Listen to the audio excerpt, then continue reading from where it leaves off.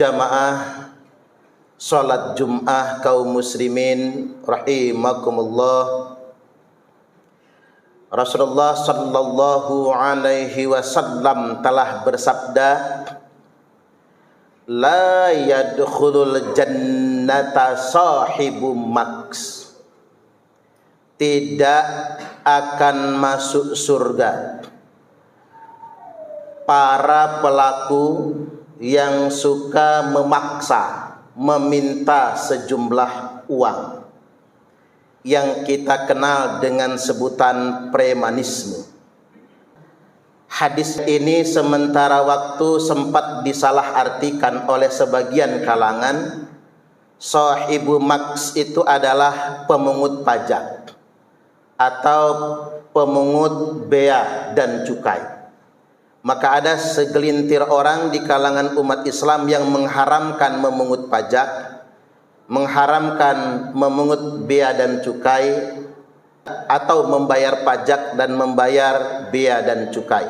Padahal hadis ini tidak sama sekali terkait dengan pajak, karena pajak adalah pungutan resmi.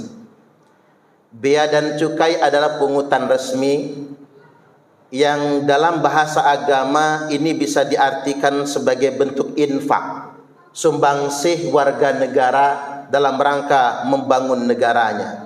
Maka bisa dikategorikan dengan sebutan infak, karena sumbangan dana yang bermanfaat untuk kemaslahatan umum itu merupakan bentuk infak.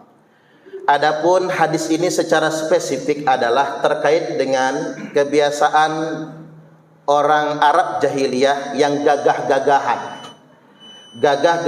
di pasar, yang memaksa sejumlah pedagang untuk menyetorkan sejumlah uang dengan alasan uang keamanan. Maka Nabi sallallahu alaihi wasallam bersabda, la yadkhulul jannata sahibu maks, tidak akan masuk surga preman, yakni orang-orang yang suka meminta sejumlah uang dengan cara paksa. Dalam bahasa kitanya pungli atau pungutan liar. Imam Nawawi rahimahullahu ta'ala berkata, fa'annal maksa min akbahil ma'asi, fa'annal maksa atau al-maksu adalah seburuk-buruknya perbuatan maksiat. Itulah mengapa al-maksu atau maksa ini diserap dalam bahasa Indonesia.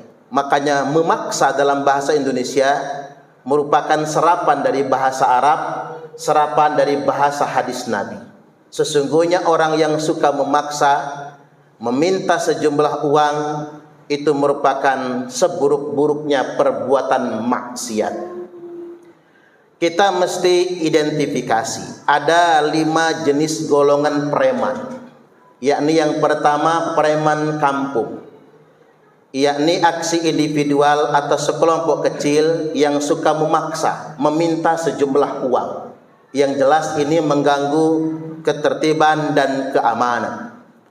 Kemudian kategori yang kedua preman berkelompok, yang sering berkedok ormas, organisasi kemasyarakatan, atau LSM, atau berkedok wartawan dan lain sebagainya. Kemudian yang ketiga preman berseragam, yakni oknum yang berseragam yang menggunakan seragamnya untuk meminta sejumlah uang secara paksa dan tentunya secara ilegal.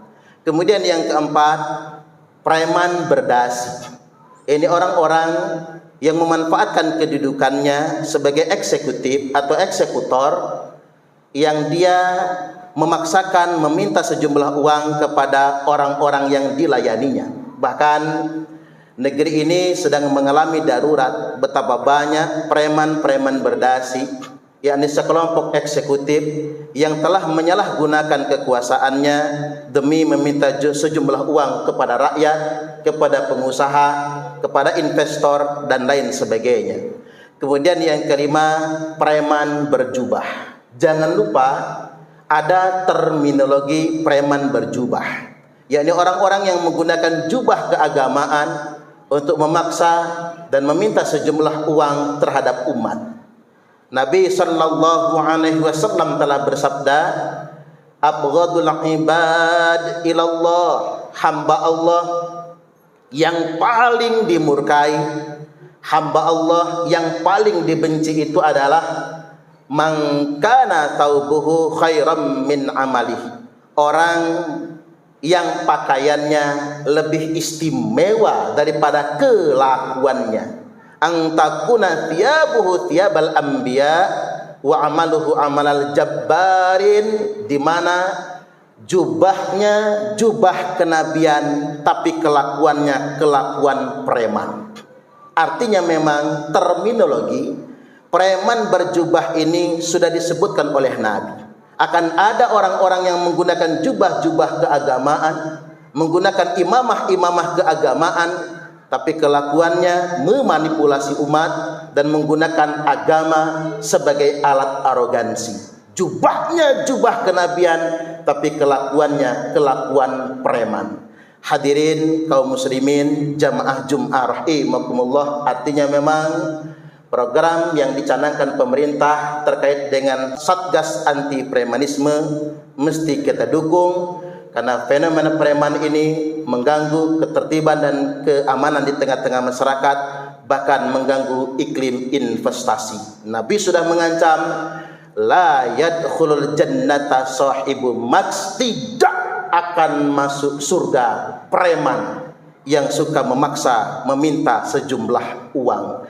Barakallahu li wa lakum fil Qur'anil azim wa nafa'ani wa iyyakum bima fihi wa dzikril hakim wa taqabbala minni wa minkum tilawatahu innahu huwas samiul alim.